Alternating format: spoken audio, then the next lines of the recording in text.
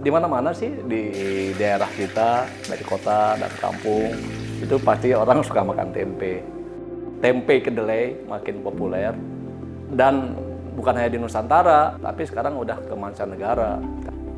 Tempe memang bukan makanan tradisional Aceh, tapi hampir semua orang Aceh saat ini makan tempe. Kata orang-orang, masuknya tempe ke Aceh ini dari transmigran Jawa. Semakin populer lagi saat peristiwa tsunami tahun 2004. Waktu itu banyak relawan membawa bantuan makanan, tempe salah satunya.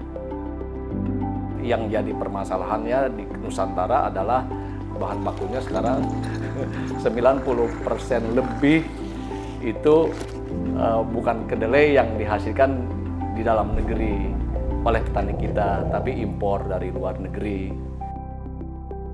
Ketika kita tergantung kepada pasokan dari luar, ini akan sangat berisiko pada kemandirian pangan kita. Ke depan arahnya tentu kita harus mencari beberapa strategi yang diantaranya selain dari mungkin produksinya atau kemudian mengantarkan sumber pangannya. Jadi yang namanya kedelai mungkin bisa disubstitusi dengan komoditas lainnya. Dan alhamdulillah dengan adanya support dari GAIN, kami dari Rumah Pangan Nusantara Bogor bersama dengan RPA Rumah Pangan Aceh di Aceh, Mbak Putri Handika ya, sekarang sedang mencoba mempelopori transformasi tempe lokal. Yang saya masak ini bukan tempe biasa dari kedelai. Ini tempe koro yang bahannya dari kacang koro pedang. Buat saya, menyajikan makanan sehat untuk keluarga itu sangat penting. Karena itu, saya sering memasak tempe koro untuk sarapan. Ini tempe apa? Ini tempe koro.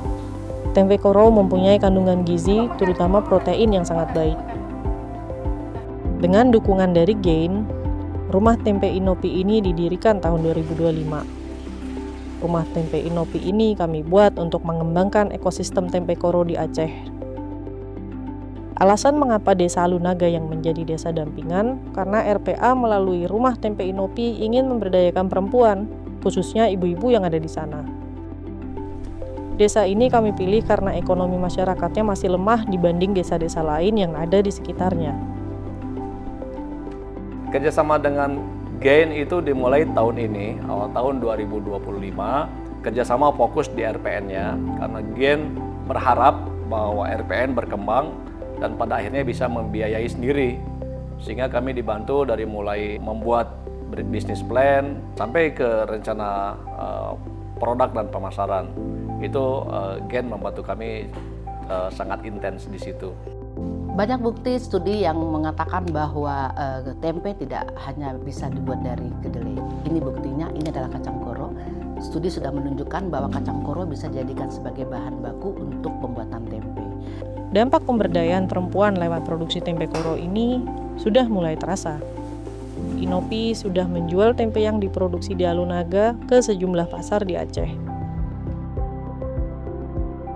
Dengan berdayanya perempuan, maka suatu desa akan terberdayakan. Dan untuk itu, maka kita harus mulai makan dari apa yang petani kita tanam, sehingga petani mempunyai semangat untuk menanam, ekonomi di pedesaan akan berkembang, dan akhirnya kita bisa akan mandiri pangan, tidak tergantung lagi pada negara lain.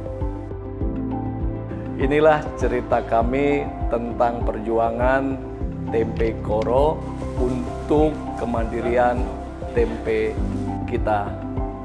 Inilah transformasi tempe